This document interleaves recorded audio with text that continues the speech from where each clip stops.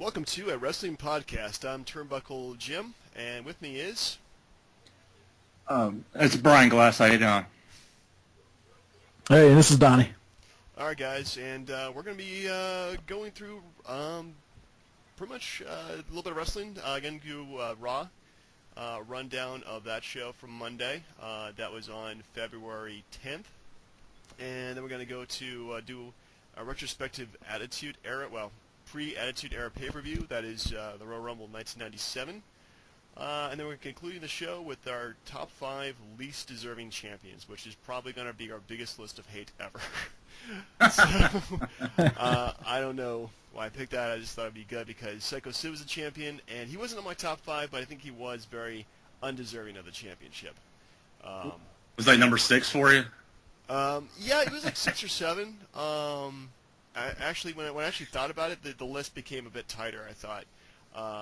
As I thought about it, yeah, he was probably 6 or 7 easily. He was almost on there, but then I remembered Yokozuna, so then I was like, yeah, I'm gonna switch him out because he actually did some stuff. So anyway, let's begin with Raw from this past Monday. So what do you guys think about the opening segment?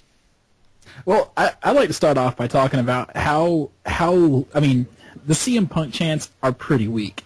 Like, you see them, and, you know, the internet explodes that CM Punk is gone, and it almost seems like maybe he was a little bit more out of steam than we think so, because the fans, they start it, and it goes for maybe 30 seconds, and then it just kind of wanes away. And I like CM Punk. I'm a huge CM Punk mark, but it just seems like those are not really working as well as you'd think that they would. Okay, I got a question on that. Do we think that they sort of phase that out, like they can alter the sound so you don't hear it? You know, like they pipe in the Goldberg chants, that kind of thing. I'm pretty sure that the chants are pretty organic in terms of where they're coming from for the fans. I think the fans are pretty much like they'll chant the CM Punk whenever they're bored. So anytime you see like Daniel Bryan, they're like, oh, they shut their mouths and enjoy themselves in what they're actually watching as opposed to who's not out there. So.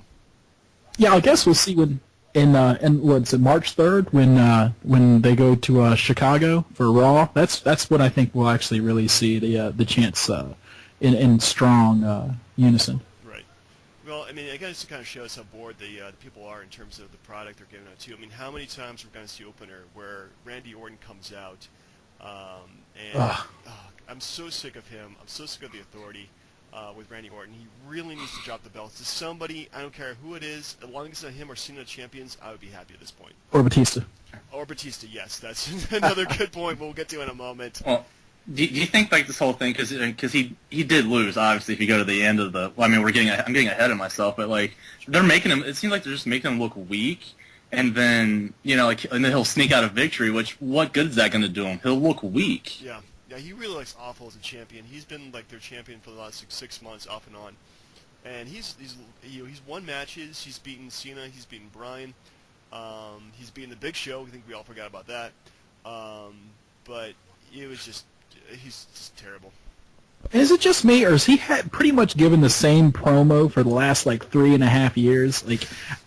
I don't really even know what the content is. It's just the same beat, and it's the same tone of voice, and it's just, he's really one-dimensional. Yeah. Anyway, so we probably, as much as we want to run down Randy Orton as much as possible, we should probably move on at this point. Okay. And talk about Betty White. I thought for her opening line she was great, but after that it was kind of a train wreck. I've kind of got a theory about that. Yeah. A lot of times they say that the WWF or WWE books 8 months in advance, and my thought was that maybe they had booked Mae Young 8 months in advance, and then she died, so they just came up with another 80-something-year-old. Yeah, I mean, she's a good celebrity to bring on. She wasn't overused, I thought, and she was kind of fun, I guess. But a train wreck's probably a bad word for that. But the segments weren't great. They didn't add any value to this show.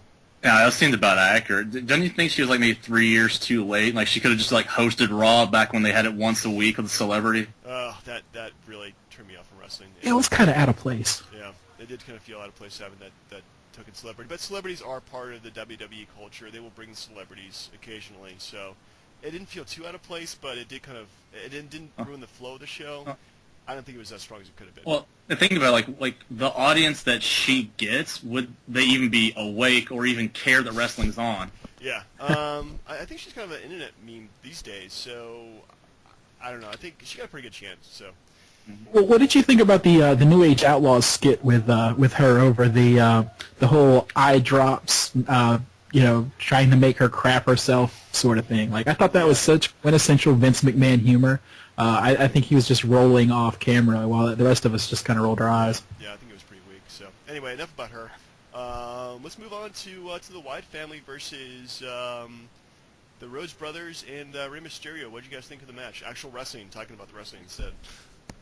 Oh, anytime you can get the Wyatts like out there and like in a good match and a good flow of people who clearly have been around long enough to put on a good match, it shows like the skills they got, because if you're highlighting them against the Shield Elimination Chamber, you got to show people what they got so they'll be interested in the match.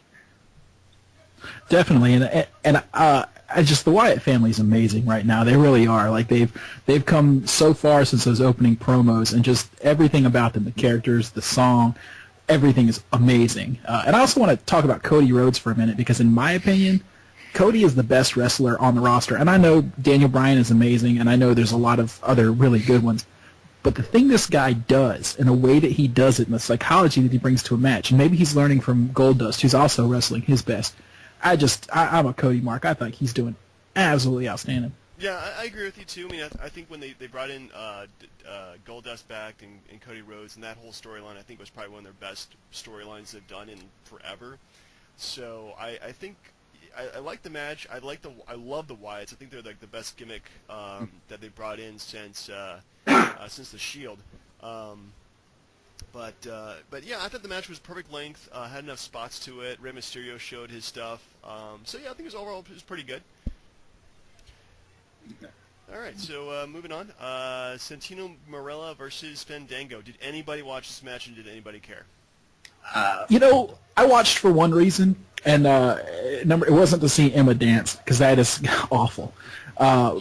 But really, the one thing I'll give Fandango is that top rope leg drop is amazing. Like, that's the only thing he really has going for him, other than the song that people like to dance to.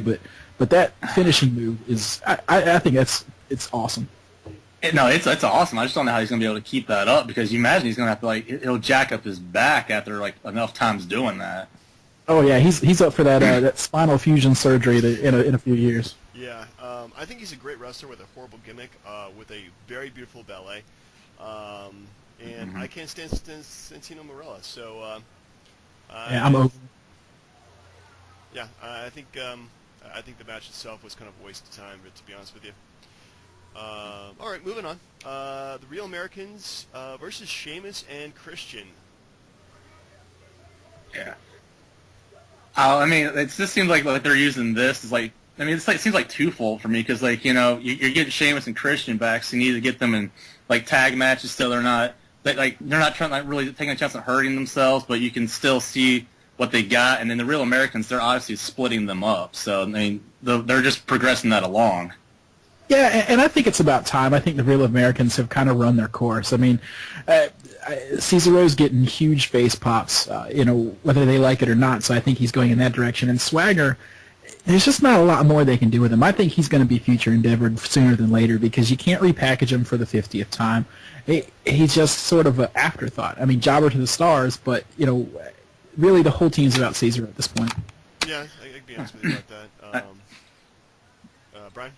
I had a question. It's a little off this, but so I mean, we all know that he got in trouble last year around WrestleMania time. But does anybody think he would have beat Del Rio if he didn't get arrested? That's a good question. I think Del Rio is just too much of Vince McMahon's Mexican wet dream, so I think that's kind of hard to say. Yeah, I think Swagger's reign was a pretty big flop, and I don't want to pull the curtain back too far, but you might hear me say that again in this podcast, but I wasn't a big fan of Swagger as World Heavyweight Champion, so I don't know that they'd have pulled the trigger over Del Rio. I'm not sure. Yeah, that's a good point. But yeah, I think actually the match itself I thought was really good. I think that both Sheamus and Christian looked fantastic. Definitely. The only problem I have with the match is that the Real Americans, what are they doing with them? I mean, obviously they're going to break them up. Are they making Cesaro a face? what are they going to do with those guys, really? I mean, because once you break them up, it's like, well, what do you do? Right. Well, I mean, is Zeb going to come out with Cesaro for the Chamber match? I mean, they think they're going to split them up before that even happens? Yeah, I don't know. Yeah, I'm not really sure, but I tell you, I hope Zeb doesn't go anywhere because, I mean, I know the signs are pretty offensive and that they're borderline a lot of times, but, man, they make me laugh every single time. Yeah, he's becoming a better character than when he was first introduced, and I think, honestly, the people are chanting, "We the people." So I think that's a big sign that people are actually kind of behind this sort of kind of racist gimmick. But I really don't think he can do anything else besides doing that gimmick, though. And do you think, not to stay on it too long, but do you think that maybe that people are kind of happy to have an actual manager again, that somebody that actually speaks for the talent and is a part of everything? It's something we haven't had in a long time, so it's nice to see a manager again. Yeah, I like that. I think it's like kind of like, well, Paul Heyman is a manager. I mean, he had like Yeah. 2 or 3 guys under him at one point. So I think that, like that kind of wise, I think that's pretty good. That's a good point. So, Now, as long as like for me, I always like the managers like for the guys who had a hard time speaking for themselves. Like anybody Jimmy Hart had, like even when he had the Hart Foundation, like it's clear because Bret Hart didn't have the promo skills at the time. So if they're used to like prop up the talent, that's perfect. yeah. Yeah, and I think Jack Swagger falls in that. I mean, with the lisp, and he's kind of known as a joke behind the mic, so I think it's really good to have a mouthpiece for him. Yeah, I mean, definitely Zeb Coulter has been giving them either heat or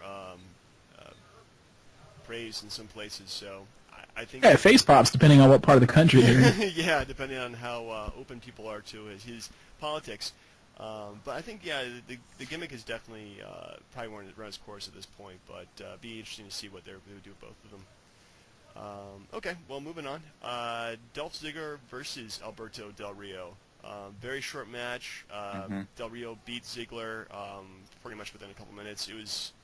I think it was pretty much a waste of time, but it did put Del Rio over, I guess, as being the beast, and Batista came in and beat the crap out of him. Yeah, I don't. Go ahead. I think it wouldn't have mattered either way because like it didn't matter who Del Rio fought. It was just to have him out there, just to get Batista in the spotlight a little bit more. Right. And I feel bad for Dolph Ziggler. I mean, the guy is so good, and he's just being mistreated. And Alberto Del Rio, I like him. I actually like both of these guys, and I think they're both kind of underused. But somebody had to lose this match, and I guess Ziggler was the one they fed to the wolf. As far as Alberto Del Rio, he's good. I just don't know why they're feeding him to Batista, who is, let's be honest, Batista was stale the night after his return. Yeah. So I hope better for these guys. Yeah, I think Batista's return has been just so horrible in terms of the fans are just totally rejecting him. I don't remember him being like super popular myself. Maybe it was just me, or maybe it was something else. But I don't think he was that great of a wrestler anyway to begin with.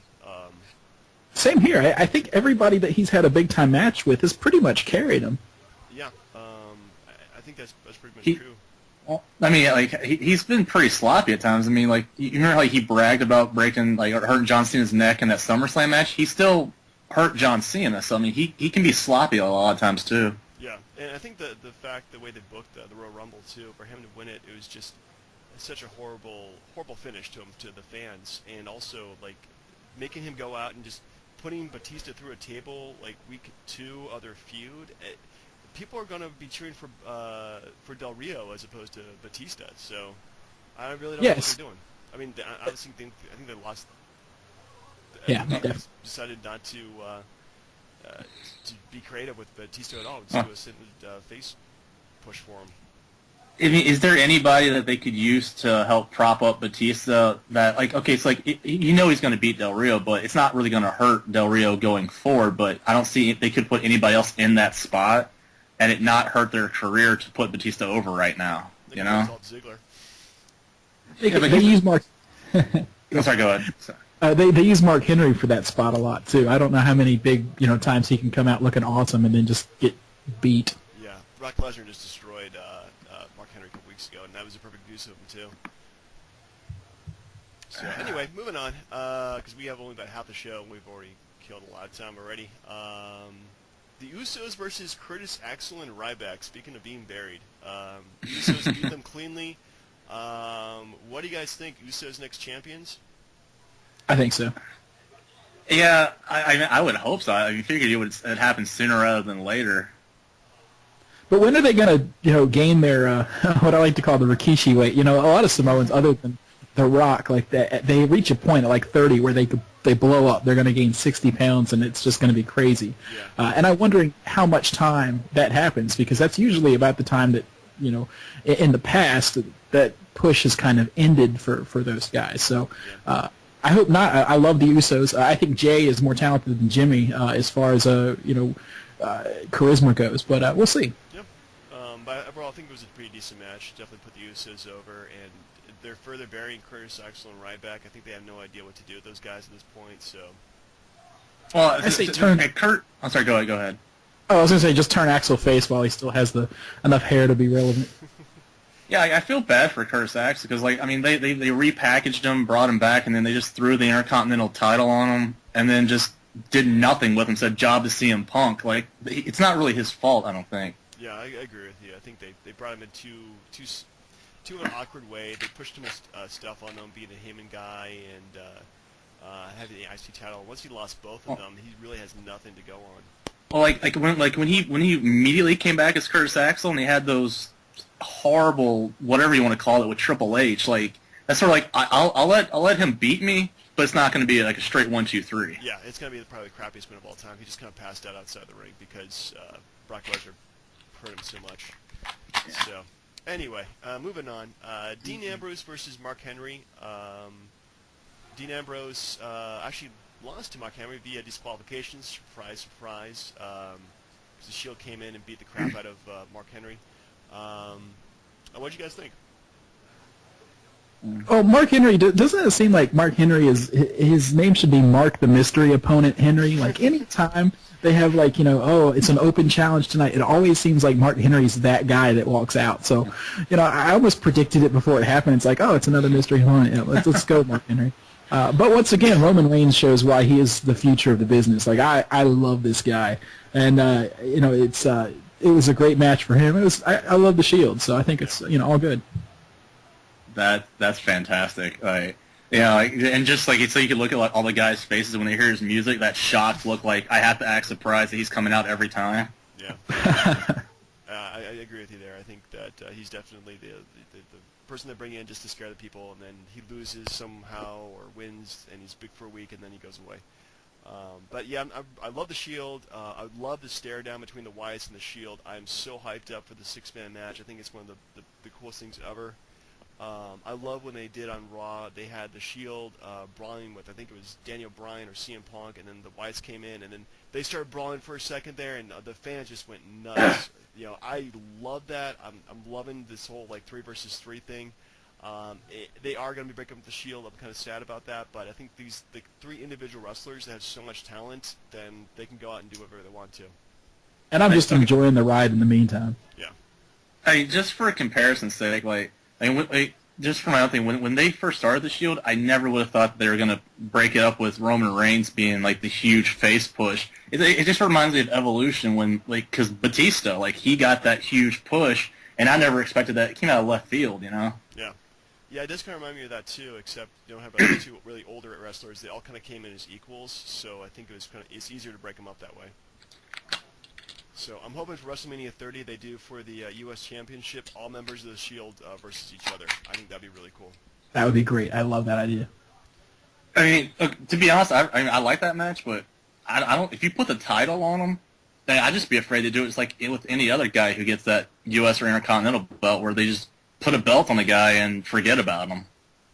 Yeah, I wish we could use it more of an intermediary championship. He would win the belt, defend it, look great as champion, and then start doing a push towards the world championship. I think that would probably be the best. That's always the best use for the belt. And yeah, they've been doing recently, putting people like Kofi Kingston had the IC and US title so many times, but it's been useless on him. So. It is nice to see that it almost means something more around the waist of Dean Ambrose. It feels like the U.S. title, even if he hasn't defended it in a long time. It just seems like it means more, around his waist. Maybe it's because he hasn't had it really before or whatever, but it's a good reign, and I like to see that for that belt. Yeah, I definitely like the U.S. title, and I'm glad to see that they're actually like honoring it to some degree. It'd be nice to see more title defenses, but he's done so many like 6-man matches that his schedule's pretty busy. Anyway, moving on. Unfortunately, we have to talk about the Divas match. As part of the show. Dang it. I'm all in favor of skipping that part because, man, I don't know what they're doing with the Divas right now. Well, I have 2 comments real quick. Number 1, my bathroom looked great, and number 2, my dishes were put away nicely. So that's about all I have to say about that. Yeah. Well, I'm sorry, go ahead. No, please go ahead. No, I was going to say that I'm glad that they're putting Lita in the Hall of Fame because Yes. I remember Lita and Trish, like those 2 girls could wrestle and not just like pull hair or do like one booty shaking move or something like that. They actually wrestled, and they wrestled really well. Like they would wrestle at a caliber that was like the main event caliber. It was so good. And I think that women's wrestling really, or Divas wrestling, whatever I call it, has really suffered. Ever since they left. I mean, it's just been terrible. Yeah, I agree 100%. Like, and how much like they were utilized. Like, I thought like the highlight for them was when they had it was like Lita and Trish. Like they were a team against Jericho and Christian at a pay-per-view that one time. Yeah, and they could like, go. I mean, they could really go. Yeah, that was phenomenal. Yeah. And I think when you start putting in Attitude Era personalities like they are, I think Lita's as close to a no-brainer as it is. Like she was fantastic, and then even through when she was like the rated R skank next to Edge during that time, like she was great at everything that she did, whether it was as a valet or an active wrestler. So I think she absolutely deserves it. Yeah, I think she was fantastic for her whole career. So I think it was good putting her in the Hall of Fame. She definitely deserves it. All right, moving on. The segment with Kane and Daniel Bryan. I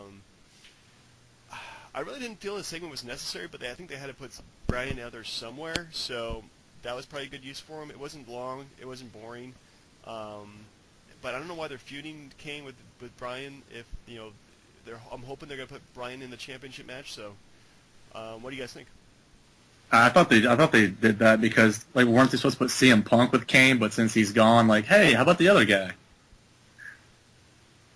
Yeah, I mean, I see that too. The whole segment really felt shoehorned, like they didn't know what else to do with Kane, so it's like, yeah, let's like you said, like the other guy. And I also like the whole authority angle. Like it works if you see the authority actually together, but you really don't see Kane with Triple H and Stephanie that much.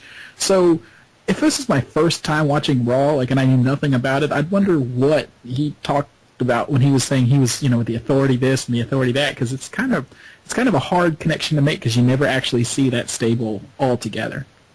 Yeah, that's definitely a good point. I don't know, the authority's kind of all over the place right now. Like, the Shield doesn't even hang with them anymore, so I don't know what's going on with them. But I think it's good to have that kind of heelish authority figure in place. I just wish they would do more with them, though, at this point. Yeah, and another thing, sorry, let me cut you off. Another thing about this. So, like, okay, so if you got the authority and you got Kane, is there really a need to have a general manager anymore? I mean, yeah, I think Brad Maddox has to have a paycheck somehow. So maybe the authority was the anonymous general manager. Did they even resolve that at all? Yeah, they said it was Hornswoggle. God, Hornswoggle is he's the worst solution to every problem. He's just, God. Yeah, he's another thing I'm glad I don't see it too often. Anyway, finishing up the show was John Cena defeating Randy Orton cleanly, and what I thought was actually a better match than what they did at the Rumble. I think people were into the match. I was into the match.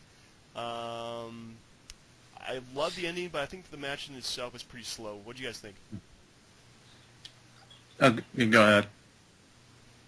No, yeah, I mean, I think, for the 137th time that they've wrestled, I thought it was pretty good. But I like the fact that John Cena said, this is going to be the last time or one of the last times. And I think Orton Cena has kind of been done to death. So, it was a good match for what it was, but those guys have pretty much done everything together, and I think it's good that they're going to move them on. Yeah, I'm hoping to move them on too. What do you think, Brian?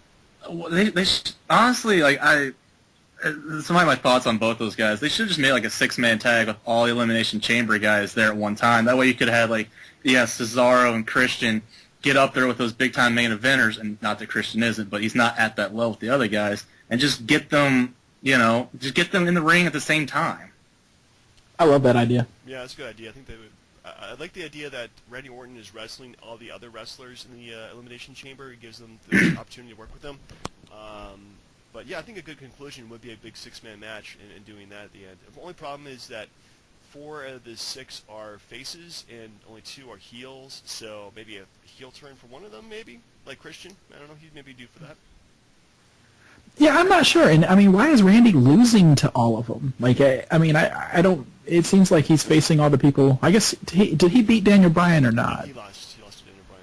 So, and then he lost to John Cena. So it'll be interesting to see if he actually loses to Christian or Sheamus. And it goes back to what Brian was talking about, like, to make it believable that some of these other guys in the Elimination Chamber are actually going to have a chance. Like, they almost need that time. They need that ability to show that they are potentially can beat Orton. So it'd be nice to see what they do from here and see, if they do that. Yeah, that'd be interesting. So what do you guys think overall of the show?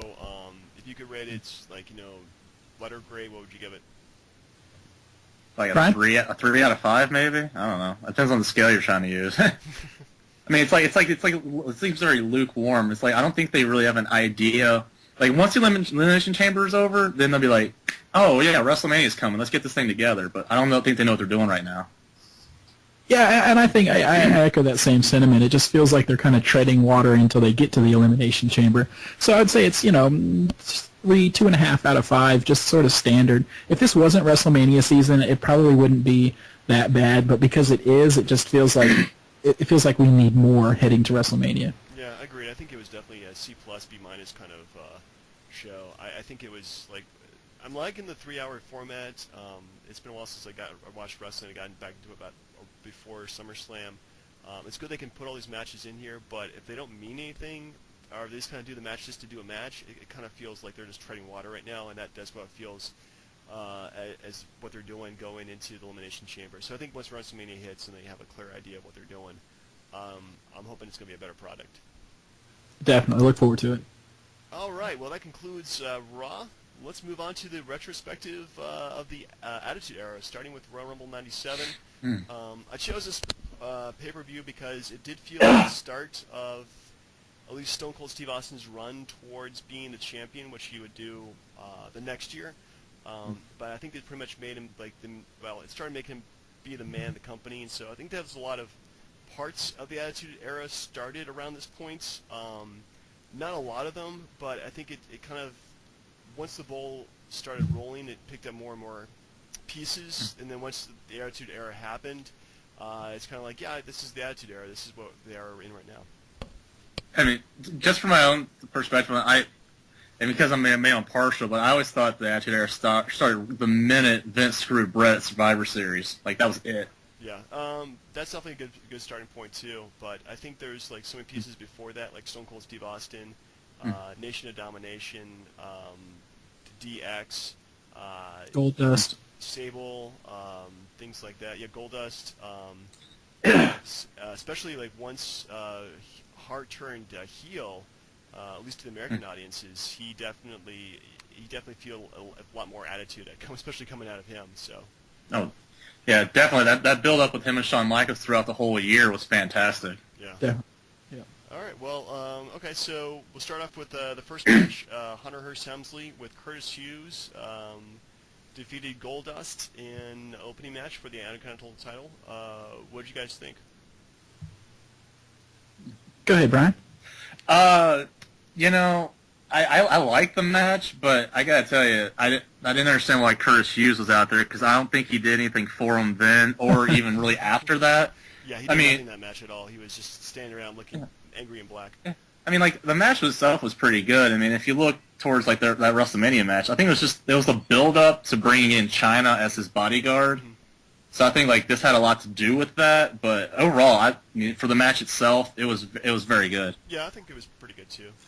Yeah, it just kind of made me question, like, why would Triple H need a bodyguard? And if he did need a bodyguard, like, why would he go with a jobber like Mr. Hughes? Like, it didn't make a lot of sense, like, what the relationship there was, and why he needed a bodyguard in the first place. Like, I like China, and that was a cool dynamic, but that was just weird to have Mr. Hughes there. Yeah, I think Mr. Hughes was probably a poor choice for that. But yeah, I mean, he was a heelish, rich guy from Connecticut, so he had to do something heelish, like have a bodyguard, like the $1 Million Man had Virgil, and Sure. Virgil was probably the jobber's jobber. Yeah. So I think I think that's what we're trying to go for, but I think China definitely. I mean, it was a weird dynamic because she was a very buff woman, and she kind of filled a role that like a male role almost. But she would show up later on. But yeah, I think overall the match was pretty good. It was definitely probably the best match of the night, I think. So I think it was pretty decent. Any other thoughts? I agree. Yeah, one thing that happened during this match, and that happened a couple other times during the pay-per-view, is when they cut away from the actual in-ring action, and this one they interview some country singer guy. And It gets worse. I don't know why they do that. Like, it totally takes away from everything happening in the ring. It takes the wind out of the sails of everything that they're building up. So it was Todd Pettengill, who I didn't hate, but I couldn't stand the cutaways just taking everything out of the match. Yeah, which match was it where like he was out talking to the girl about babysitting her way from Australia to watch the Rumble or something? Yeah, it was the Rumble. It was the Rumble itself, I think. They did that, and it just killed. It just was terrible. She was awful. He was awful. Less said about that, the better. So anyway, moving on to more stuff we loved about the Attitude Era, or before that. Ahmed Johnson versus Farouk with a Nation of Domination. Wow. Now, Ahmed Johnson beat Farouk via DQ when the Nation ran and interfered, and then Ahmed Johnson cleared house and put some poor slob through the French announcer's table. Which is weird. A French announce table, like Jacques Rougeau needs a paycheck. I saw that. Yeah. His only audience was nobody, but yeah, that was kind of weird that they had a French announcer table back then. Just the whole thing, just like with the first match, like it was just building up like towards WrestleMania because you knew that they weren't going to blow that feud off right then and there. It just seemed like it's just a throwaway just to make everyone look like, hey, Ahmed's back, he can take a beating, he's still okay. I thought it was interesting that the chant of "You're going down" sounded a lot like "Feed me more." And when I looked at it, it's like an overly muscular guy who's stiff in the ring, has really no mic skills or charisma to speak of, and a push to the moon. Like, Ahmed Johnson is, the word I came up with was rye black, because that's pretty much exactly who he is. As long as he doesn't end up in TNA in 2 years doing like a Harlem Heat ripoff, then we're good.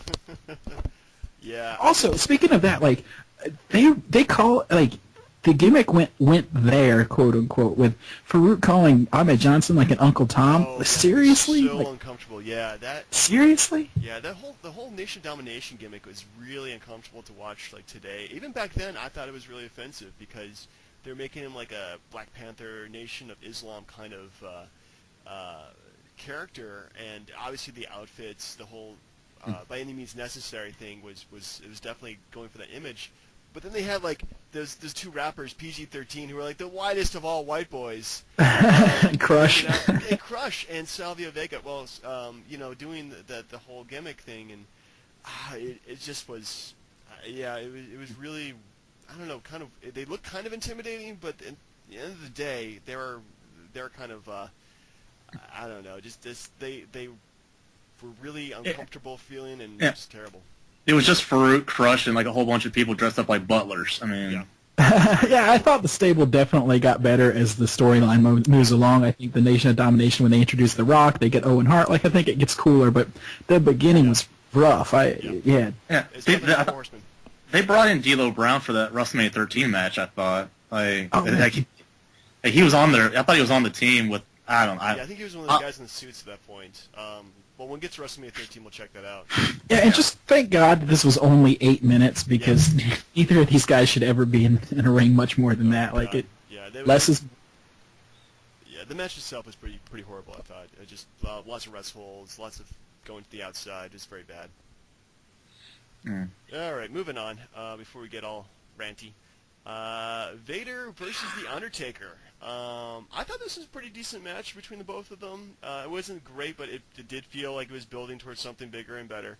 But Vader beat Taker via urn shot at the end by Paul Bearer. I don't think the urn actually looks like it hurts, but it's wrestling. Go with it. And it was a flying urn shot too. We actually saw Percy Pringle jump off the apron to do it. I was impressed. That slow-mo killed me. Just seeing him hit the floor, like Paul Bearer was like, "Come on now, like just stop," because it's making my head hurt. Yeah, but in terms of wrestlers to take on The Undertaker, I think Vader looked really good for that because Vader was a really big dude who could also be very agile too in the ring. Like he had a moonsault he could use in the Vader bomb. So, and he was a legitimate tough guy. I mean, this guy actually looks like he could kill somebody with his bare hands. So I think the pairing was pretty good.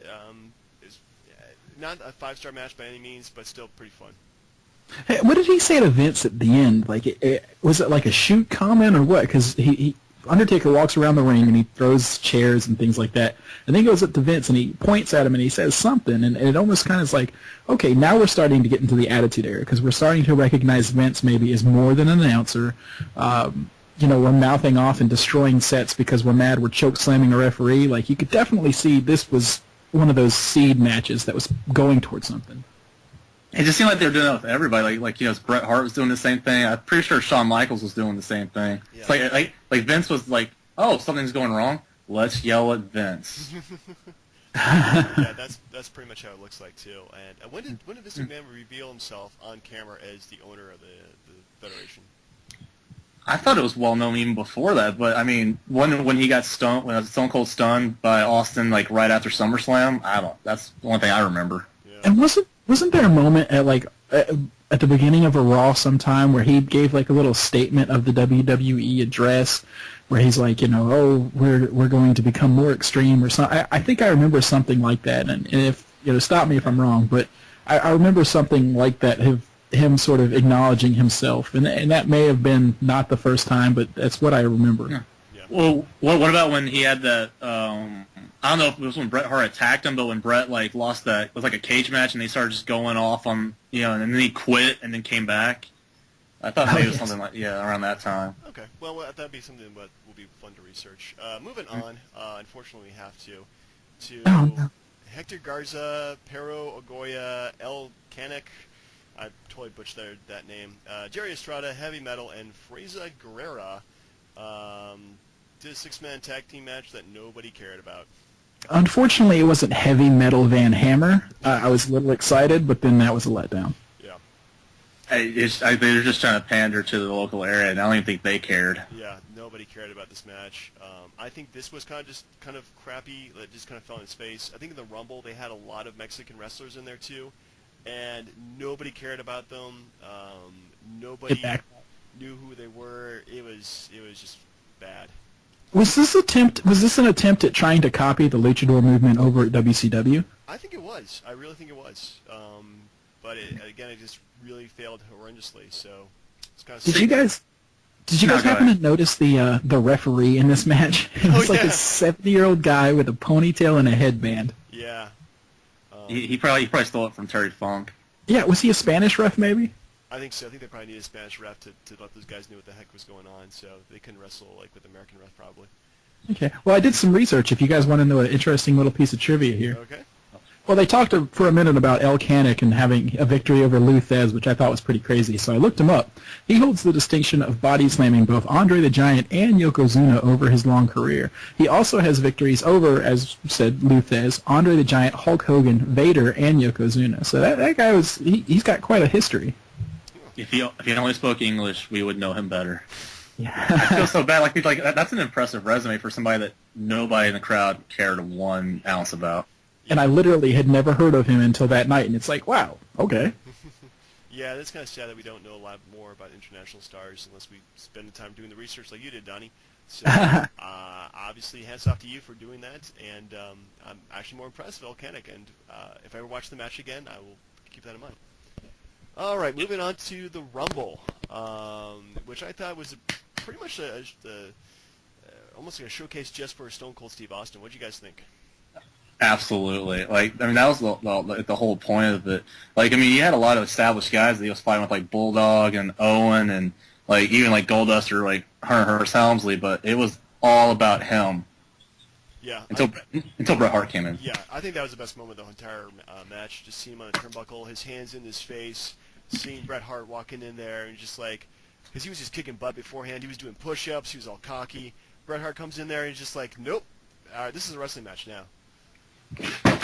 Yeah, and that was great. I mean, it really kind of sunk in the fact that, it helped Austin get over the 10 eliminations is really helping him go into another level. And then Bret, it makes both Austin and Bret look good for him to come out and that reaction to happen. I think the ending was kind of crappy, though, with Stone Cold being thrown over the top rope, the referees being distracted, and then coming back in, throwing off Vader and Undertaker, I think, and then also throwing off Bret, who had just eliminated Fake Diesel, who I had never actually seen before, who looks a little bit shorter, but a lot like the Diesel I remember. That was kind of uncanny. Yeah, they had Fake Razor in there too, didn't God, they? Fake Razor, yeah, they did have Fake Razor. I think was number 3 or number 4. Heavily booed coming in, gets eliminated. Everybody cheers. I think everybody hated that gimmick. It was just so stupid. That was awful. I mean, as a Bret Hart fan, I personally I wasn't really a big fan of the ending, but if you think about it, the way they were doing with the whole like Bret being screwed thing, like it played into that. Like that was, it's just like, hey, like he won, but he really didn't win, and now he's going to complain about it. Yeah. Yeah, I think that definitely fed into it. I think the ending definitely fed into the next pay-per-view when they have Vader, Undertaker, Bret, and Austin take on each other, which we'll hopefully get to the next podcast. So I think it's kind of a big setup for that. It wasn't horrible. It just kind of felt like it went by really fast for a Royal Rumble. I think the time between wrestlers' entrances was pretty quick. So, yeah, well, it was... I'm sorry, I was gonna say there was a few botches that kind of got on my nerves. Like, I mean, the clock and the music were kind of messed up. And then at one point, Vince says, when the Godwins come down, he's like, "Is it one Godwin or both?" It's like, you don't know the rules of your own pay-per-view. Like, didn't you invent this? Yeah. So I thought that was really strange. Vince is... Yeah, go ahead. No, I was thinking like I think they got the point from what you guys are saying because like as like the 98, 99, like as the Royal Rumbles went on, they had a good time or they made it a point to tell a story in the match. Yeah. Yeah, I mean, as opposed to like earlier Rumbles, I think that pretty much was the point, was just telling a story about like they would have like a one feature person in each match, who would eventually win or not. And that would move on to WrestleMania. So I think they did a pretty good job in this one, establishing Austin as being a top guy in the WWF. So I think it did its job. Again, there were a few botch spots and a few Mexican wrestlers I didn't care about. Yeah, I read some stats and I actually found something kind of interesting because when it started, Vince made the comment that the first spot is the most unlucky and has the worst odds of winning in the entire Rumble, and that's not actually true. When I looked back, it's like Shawn Michaels did it from the one spot, and then you also have previous winners, and I did just the numbers real quick: 18, 23, 27, 3, 24, 25, 27. At the end, you have a historically better odds of winning as the first spot than you do the number 30th spot. So, I mean, I just thought that was kind of interesting. I was like, wow, nobody ever wins from spot 30, but, somebody wins from spot 1. So, yeah, I mean, that's definitely a good point. Thanks again for doing some research. You really, you're impressing me tonight, man. I got one more interesting fact. Please go ahead. Oh, no, I'll wait till the end for that one. Oh, see, saving the nugget for the end, okay. like that. All right. Well, like, to be fair with the whole Shawn Michaels thing, like, I didn't really like his Royal Rumble because it was like a 60 seconds in between entrants, so that went by really quick, and he's only in the ring for 39 minutes. Like, Benoit, he was in there for over an hour. Like, I like Benoit's Rumble victory more. Okay, we can only talk about Benoit the character, not Benoit the performer, okay? Absolutely. Absolutely. My favorite Rumble performance of all time was Flair, but God, Flair! That match itself in '92, I think that was an instant classic right there, with Flair winning it and just being flown around so many times. So yeah, that I think that as far as the Rumbles I've seen, because I know I haven't seen them all, unfortunately, that's probably one of my favorites too. Yep. Okay, moving on to Shawn Michaels versus Psycho Sid. Yeah. Before I saw this match, I always said I never saw a bad Shawn Michaels match. And unfortunately, I gotta say this is a bad Shawn Michaels match. What do you guys think? I mean, it's honestly, it was I didn't care because like it's in his hometown. What are they gonna do? Have him lose? Like they built it up to where he couldn't lose no matter what happens. Well, I think that the Rumble should always be last because by the time this match came, like I was exhausted. I really didn't even. I was like, okay, well, Shawn Michaels is going to win, and let's just sit here through the end of it. Like, it was awkwardly paced. I know he was the hometown kid, but it was exhausting by this point. Yeah, I think it was exhausting, and having like a world title match at the end of the show really does kind of take away from the Rumble itself. So. Yeah, I think he was okay, but I think that Psycho said, I think just losing the belt to him back in Survivor Series and winning it back just gave him the chance to have that kind of moment of regaining the title via Rocky 3. Yeah, I think overall you can definitely tell there's something was wrong with Shawn. He just didn't have the attitude or the enthusiasm that he's shown before, that he's shown when he returned. I think.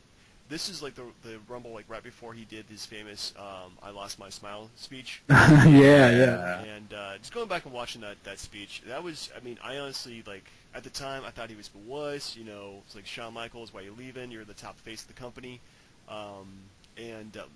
Like now, like knowing the kind of like problems he went through during that age when he was in his early 30s there, that actually felt really emotional, and I think it actually came from the heart.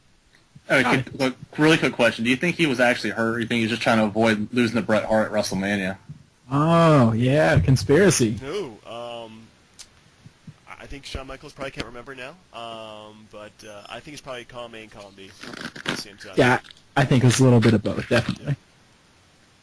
So for this Rumble, I said I had one little more factoid, so I want to throw this out. Because one thing I noticed is as soon as it started and throughout the rest of it, is this crowd was massive. It was huge. So I looked it up, and actually this audience was 60,000 plus people. 60,000. That triples the attendance of any other Royal Rumble, including the modern ones, and it tripled the crowd for WrestleMania that year. Right. That was huge. Yeah, that's one of the few arenas I've ever been to, which was the Alamo... Alamo Dome. Yeah, Alamo Dome. I went there once, and years later on. But it's a huge stadium. I think the story I heard behind this was that Shawn Michaels actually convinced them to do a big arena match in his hometown and use the arena, the Alamo Dome, for that. And so I think a lot of the tickets were probably like given away just to fill the seats. But yeah, that's a huge audience for a Royal Rumble. Hey, that's something like I don't normally recommend like other videos, but if you get a chance, like go on YouTube, look at like Jim Cornette shoot. He talks about like the Royal Rumble '97, like it's classic. Talking about like how they gave away tickets because they couldn't sell enough seats to fill out the place. And if you remember, they said like I remember Finkel got on there and said it was like 61,000 in attendance. And then you saw Shawn Michaels talking, saying that 71,000. Yeah, the number kept changing throughout the match without the event. I thought that was kind of funny too. But yeah, so anyway, Psycho said he's a two-time WWF champion. I thought he was pretty much like undeserving of the belt because he didn't really have the kind of resume, charisma, or ring skills that a world champion deserves. So I said we create our own list of the top 5 least deserving champions of all time. Anybody want to go first? I'll kick it off with one. And it's like I guess it's a little with the caveat because it's not the character overall. I included the time that they got the belt. Right. So like I went with The Rock last year. Oh. Okay, that's interesting. Because I like CM Punk, but he had the belt for 434 days, beat everybody that they had, and then you bring in The Rock, who like Batista didn't like wrestle to earn his opportunity, gets his match, beats him. And then between winning the Rumble match with Punk and losing to Cena, didn't wrestle once on Raw. Right. So like I was like, he just came back, and the only reason they gave him the belt was so he could lose it to Cena clean. So I don't think he deserved it at all. Yeah. Yeah, I like that. Yeah. What do you think, Donnie? What was coming at the 5 spot for me was actually Vince McMahon. I just didn't think there's much more offensive than than an owner putting the belt on himself. Like, I understand it was the time and he was a big name. It just, to me, it just felt forced. And he does not deserve to be champion. Yeah, definitely agree about that. Can I ask a question? Sure. Now, are you talking about like, is this 1999 when he beat Triple H, or are you talking about like, or when he won the ECW belt? Oh, I didn't even think about the ECW. I was talking about the Triple H one. I forgot about the ECW, and that one goes on there too. There you go. Number 5, I actually had Yokozuna. Yokozuna, again, was a big guy, very slow, boring, had Mr. Fuji as his manager, terrible in the ring, boring matches, pretty much beat everybody, but it's like you're big, fat, and slow. Why are you champion? You're not bringing anything. And the whole gimmick, I think, itself was even for the time, really inappropriate and racist. So, Yeah. I mean, because really, I mean, Japan gave us Nintendo, and we were totally over Pearl Harbor, so why are you making the Japanese guy the bad guy, really? I seen an interview he did years later where they're like, so you're Samoan, right? Yeah. And you were a sumo wrestler champion? Yeah. Well, that makes a lot of sense. Yeah. Well, it does, in my opinion. Yeah, I think he's actually part of the whole Samoan wrestling family, so... Anyway, Brian, you're number 4 or number 2, wherever we go. Honestly, I mean, it seems like an easy one, and to me at least. I went Mark Henry. Ooh. Now, Ooh. to be honest, because I know they did it seems like the world heavyweight title for a time was just like, hey, let's find a veteran who's been around for a while and throw him a bone, like they did with Kane. Yeah. It's like, I mean, yeah, they made Mark Henry dominant and gave him the belt, but really, I didn't care that he ever had it. Like, either he was going to win or he's going to lose like anyone else would. I just had no interest in Mark Henry being a world champion at all. Okay. That's a good point. I think Mark Henry definitely is a bit overrated, but he's put in so much time with the company that they do have to kind of throw him a bone. I mean, I thought that's what the ECW title was for. They threw all those guys bones for that one, right? Sure, yeah, do anything. Here's the ECW title. Donnie, what was your number? 4?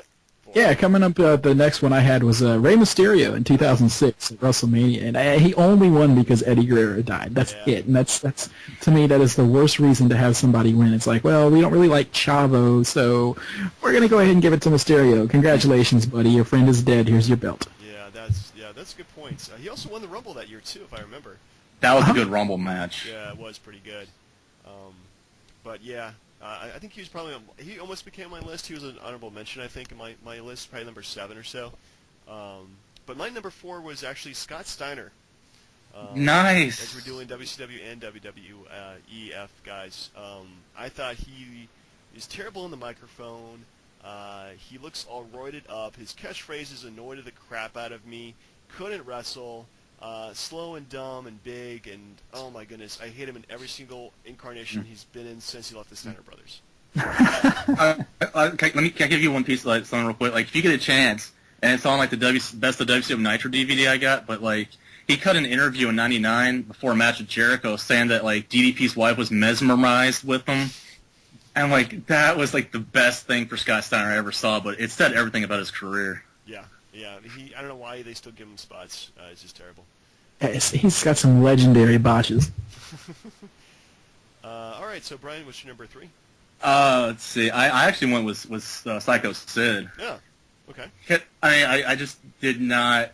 He just seemed like a big stiff. Like there's examples. Like I know the reason he quit the WWF in '92 is because they didn't give him the chance for the belt, and he had to like wrestle Hogan in his wink retirement match. But like even when he had the belt in '96 and '97, he wasn't believable. Like there were so many better people.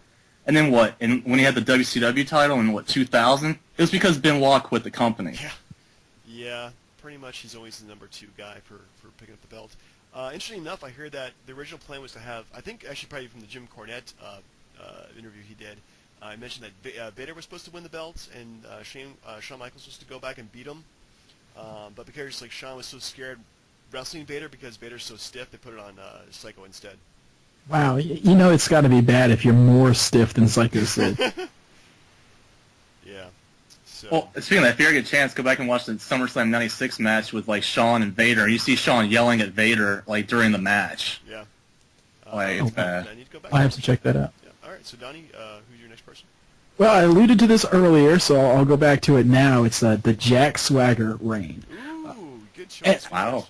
Ooh. I just thought this was a career killer because it was way too much and way too soon, and it kind of showed one of the downsides of the Money in the Bank match is that for a long time it was if you won it, then you won the title. And I think that this came back to bite him, that maybe just because you won Money in the Bank doesn't mean you need the title. Right. And I think even to this day, it affected Swagger in a big way, and he has not ever been able to gain anything back from that. Yeah, that's a good point. I think that the Money in the Bank definitely hurt him in his career, because now he's just like number 2 to Cesaro, so it's not really helping him out at all. Can I defend him for a second? I don't think it's that. I don't think it was 100% his fault. Yes, he could speak better on the mic, but I mean, he was a really good wrestler. But if you remember that time, like they had just announced that they were doing a Money in the Bank pay-per-view that year, which seemed like it was pointless because he had the briefcase, so they had to rush him into cashing it. And then they used Jericho and Edge to put him over, and then they both went to Raw in the draft. So he was left with nobody to fight. Okay. Yeah, I see your point. Yeah, and I don't necessarily think that Jack Swagger is a bad wrestler. I like some of the stuff in the ring, and his T-bone suplex, his slam or whatever it is. Obviously, I know a lot about him, right? But I don't mind him in the ring. It's just that this reign that they gave him, they really put him in a bad spot, and it might be more representative on the WWE than on him himself. But it was a pretty bad reign. Yeah. Okay. Oh yeah, what was it? Oh no, yeah, number 3 for me. Actually, Sergeant Slaughter. I'm a big G.I. Joe fan. I love Sergeant Slaughter and a lot of other stuff he's done, but when they made him the Iraqi sympathizer, gave him the belt just to take it off Warrior without Warrior being beaten by Hogan, and just have Hogan just do a terrible match with him in WrestleMania 7 to win the belt back, long after the war has been won, folks. It was just really, really, oh my goodness, his whole time, I mean, he looked terrible in the ring. His gimmick was so contemporary yet offensive at the same time. I think I was really, really glad when Hogan beat him when I was 10 years old, but after that, I think it was just terrible.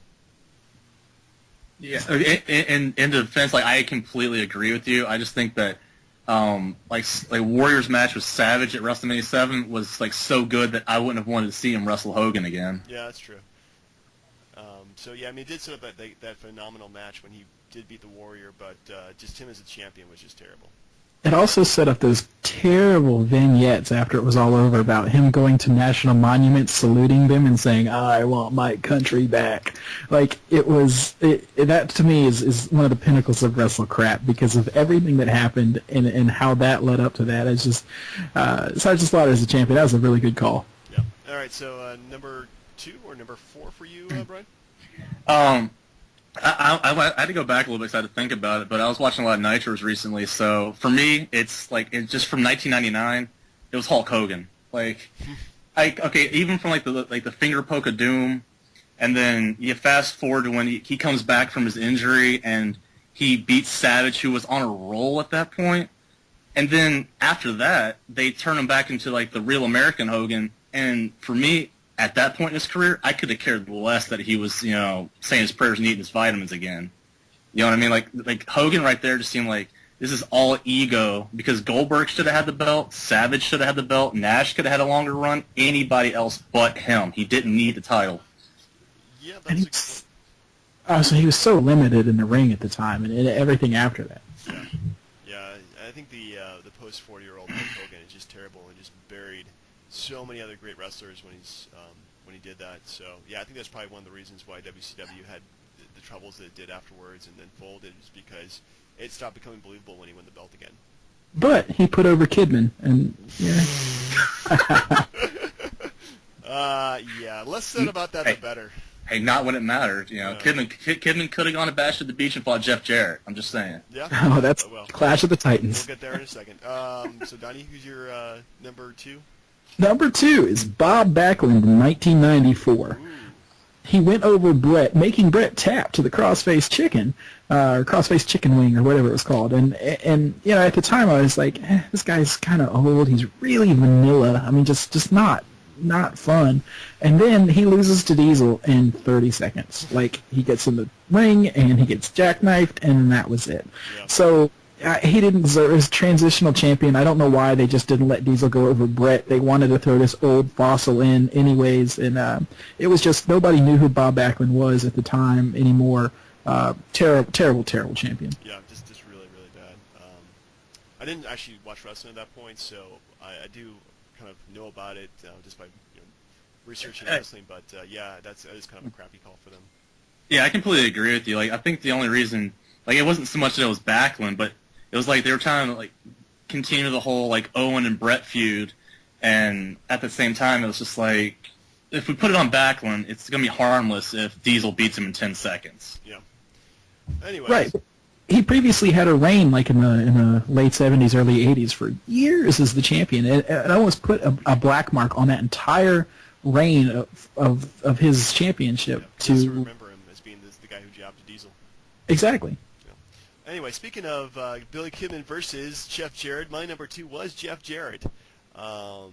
And any organization is in. I know we promised we wouldn't talk about TNA, but yeah, I got to bring him up because he is such, to me, the perennial mid-carder. I think he's good in the ring. I think he's good on the mic, but in terms of being the champion, never seen it. Never seen him. I couldn't really see him as being that champion. So, this just horrible stuff. I mean, if you thought that Backlund being known as the guy that lost to Diesel was bad, how about Jarrett being the one that, if I'm not mistaken, wasn't he the one that David Arquette pinned, or did he pin Bischoff? Oh goodness, I can't remember. Either him or Bischoff. And I think he did pin Jarrett. Yeah, I think that was it. Oh man. Well, okay. Less said about David Arquette, the better. I think that solidified your point, though. And I really think Jarrett, I mean, he's as bad as that whole country singer gimmick was that he opened up with in the WWF, like, that really stuck with him for his entire career. Because even today when I see him, I'm like, oh, there he is, JEFFJARRET. Yeah, even if he gives himself the close haircut and everything, and it calls people slap nuts or whatever, I just never saw him as being world champion, and exactly. I see him as world champion.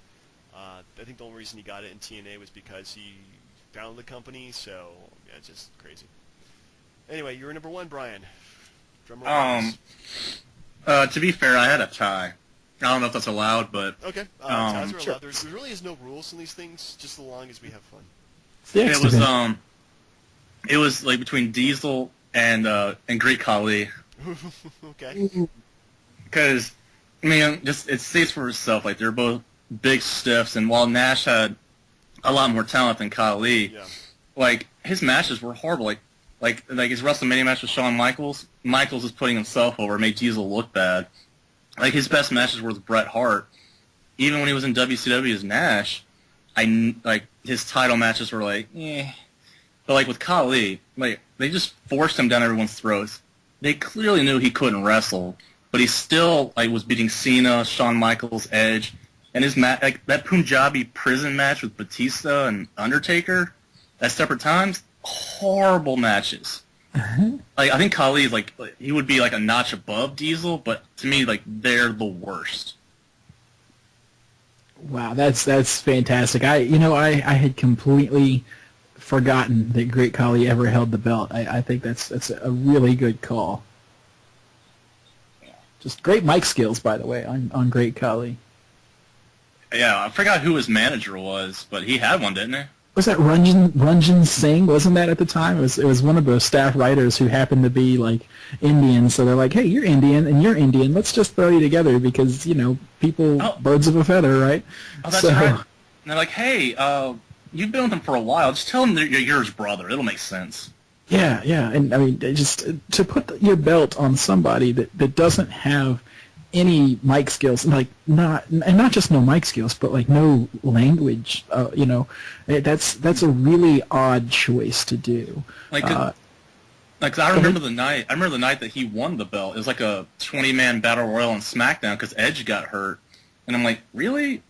There's like 20 other people in there. Like, I would have rather Batista had it at that point, and he got honorable mention, by the way, but. Right, and that Punjabi prison match, refresh my memory, that was like a wooden cage inside of another wooden cage. I think it was like all bamboo. It's like bamboo, like as they had to like climb out of it or something. I don't know I don't know exactly. I just remember it was just so bad to watch. Right. Okay. I think we may have lost James. James, are you still there? Can you hear me? Okay. Yeah, I got you. Yeah, I just have a mute button on this thing and didn't want to cough and burp and stuff like that during the podcast because that's incredibly rude. And if anybody listens to this, which I kind of doubt they would be, They pretty much would have turned it off. I've been coughing so much. So Donnie, who was your number one? Well, number one, I had to go here because I didn't have a choice. Number one, it wasn't enough to ride WCW into the ground. You had to put yourself as a champion too. Vince Russo. Him getting the belt, David Arquette was bad. Vince McMahon kind of made me mad. Rey Mysterio, Jack Swagger, Bob Backlund, yeah. But to see Vince Russo do it, not even a company owner, a writer, and just the entire era of WCW, to be what WCW was in the early 90s, where, I mean, Saturday night was a highlight of my week when I was a kid. Like, that was what I looked forward to. I loved WCW as a kid. And what it became under Vince Russo and under his ideas, and for him to put the champion, it was just like, it was, I won't go so far as to say that, it was a slap in the face, because it's wrestling, but it was, man, it sucked. It really just, that was one of the nails in WCW's coffin.